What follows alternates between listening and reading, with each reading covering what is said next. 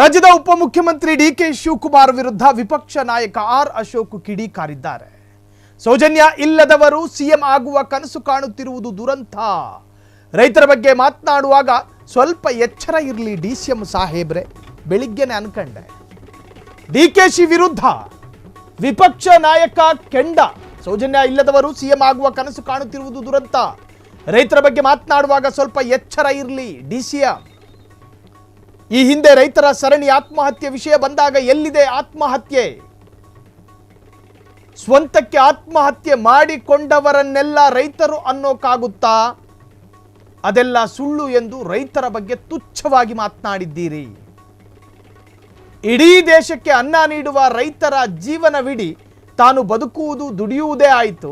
ಎಲ್ಲವೂ ಇನ್ನೊಬ್ಬರಿಗಾಗಿಯೇ ಹೊರತು ತನ್ನ ಸ್ವಂತಕ್ಕಾಗಿ ಅಲ್ಲ. ಶಿವಕುಮಾರ್ ಅವರೇ, ಮಣ್ಣಿನ ಮಕ್ಕಳನ್ನು ಅಪಮಾನ ಮಾಡುತ್ತಿರುವ ನಿಮ್ಮ ಡಿಕೆಶಿ ದುರ್ನಡತೆ ಎಂದ ಅಶೋಕ್. ವಿಪಕ್ಷ ನಾಯಕ ಡಿಕೆಶಿ ವಿರುದ್ಧ ವಿಪಕ್ಷ ನಾಯಕ ಆರ್ ಅಶೋಕ್ ಕಿಡಿಕಾರಿದ್ದಾರೆ.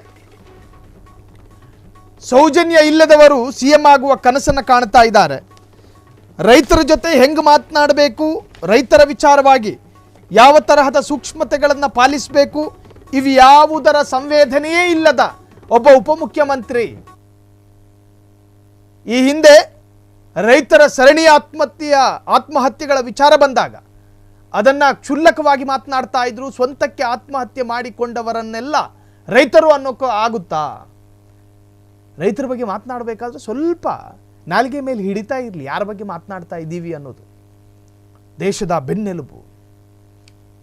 ಇವತ್ತು ಪ್ರೊಟೆಸ್ಟ್ ಆಗುವಾಗ ರೈತರ ಮುಂದೆ ನಿಂತ್ಕೊಂಡು ಡಿಕೆ ಶಿವಕುಮಾರ್ ಕಣ್ಣು ಕೆಂಪು ಮಾಡ್ಕೊಂಡು, ನೆತ್ತಿ ಬಿಸಿ ಮಾಡ್ಕೊಂಡು, ಕಪಾಲ ನಿಗಿ ಮಾಡ್ಕೊಂಡು, ಹಲ್ ಕಚ್ಕೊಂಡು ಮಾತನಾಡಿದ್ರು. ಹಲ್ ಕಚ್ಕೊಂಡು ಅವರ ಭಾವ ಅವರ ರಾಗದಲ್ಲಿ ಅರ್ಥ ಆಗುತ್ತೆ ನಮಗೆ. ಅವರ ಭಾವ ಅವರ ರಾಗದಲ್ಲೇ ಅರ್ಥ ಆಗ್ತಾ ಇತ್ತು. ಯಾರು ಮುಂದೆ ನಿಂತ್ಕೊಂಡು ಮಾತನಾಡ್ತಾ ಇದ್ದೀರಿ? ಸರ್ಕಾರದ ಒಂದು ಭಾಗವಾಗಿರುವ ನೀವು ಬಿಜೆಪಿಗರಿಗೆ ಮತ ಹಾಕಿರುವ ಮತದಾರರು ಕೂಡ ನಿಮ್ಮ ಜನಾನೇ ರೀ. ಚುನಾಯಿತ ಪ್ರತಿನಿಧಿ ನೀವು. ಧರ್ಮಾತೀತವಾಗಿ ಪಕ್ಷಾತೀತವಾಗಿ ಮಾತನಾಡಬೇಕಾದಂತಹ ವ್ಯಕ್ತಿತ್ವ ಅಲ್ವಾ ನಿಮ್ಮದು? ಆ ಸ್ಥಾನದಲ್ಲಿ ಕೂತ್ಕೊಂಡು ಏನು ಹಲ್ ಕಚ್ಕೊಂಡು ಮಾತನಾಡ್ತೀರಿ?